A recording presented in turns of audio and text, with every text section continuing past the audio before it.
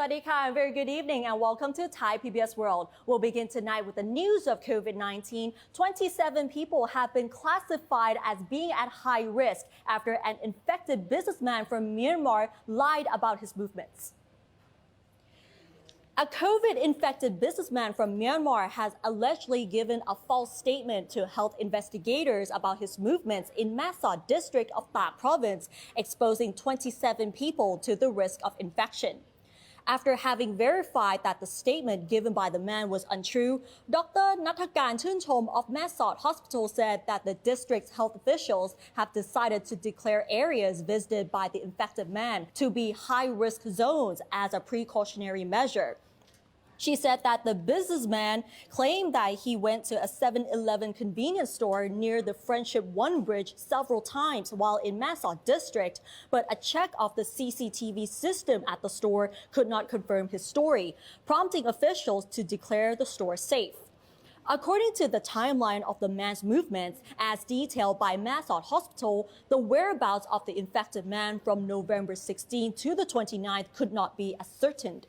However, on November 30th, he went to a cargo terminal in the district at about 5:30 p.m. And on December 1st, a neighbor reported that he went to a clinic to see a doctor.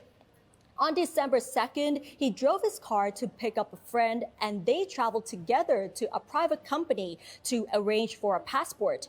He then went out for dinner in the evening. On December 3rd, he went to a condominium to collect a parcel, then to a cargo delivery service to ship the package, and then to the district airport.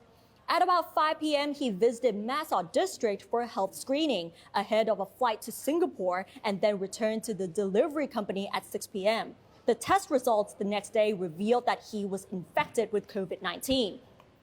According to Masot district, 13 people who were in contact with the businessman were classified as being at high risk and 14 others were classified as low risk.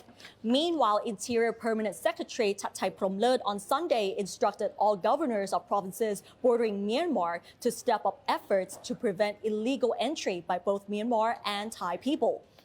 Local officials and volunteers were also told to look out for strangers in their communities as well. So that's the latest on COVID-19 in Tak province. Still on COVID-19, Chiang Rai province has found 6 new infections today, and everyone in the province is advised to wear face masks. A province-wide campaign will be launched in Chiang Rai to encourage everyone there to wear a face mask while they are outdoors after 6 more COVID-19 cases were recorded today among Thai returnees from Myanmar's Taki Lek township. According to the Chiang Rai governor, a big cleanup of the entire province is also scheduled for December 10th. However, he has reassured that there is no lockdown yet in the province in the wake of an increasing number of infections. The new infections have raised the total in Chiang Rai to 26, including 20 who legally crossed the border and have entered local quarantine, 5 illegal returnees, plus 1 locally transmitted case. The 6 new cases are all Thai women, 2 of whom worked at a nightclub and karaoke bar in Taki Lek, and 4 others worked at the 1G1 hotel, also in Taki Lek City. The Chiang Rai governor said that the COVID-infected illegal returnees will be dealt with in accordance with the law once they have completed treatment, adding that the disease will be contained by keeping all returnees from Myanmar in local quarantine. Regarding health screening for those in contact with the infected people, health officials have conducted tests on 4,224 cases between December 2nd and the 6th. 3,113 have tested negative and results of the rest are expected this evening. Meanwhile, the CCSA reported 21 new COVID-19 cases in Thailand today, bringing the total number of infections to 4,107, with 15 new recoveries and no new fatalities. And just so you know, these are the stories we've also been following today.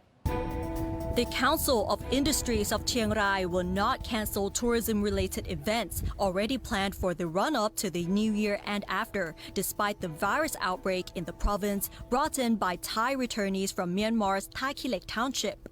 The council president said on Sunday that events such as the ASEAN Flower Exhibition will go ahead as planned, while the council is now collecting information from hotels, guest houses, and homestays about the actual number of reservations which have been cancelled by customers due to concerns over the outbreak.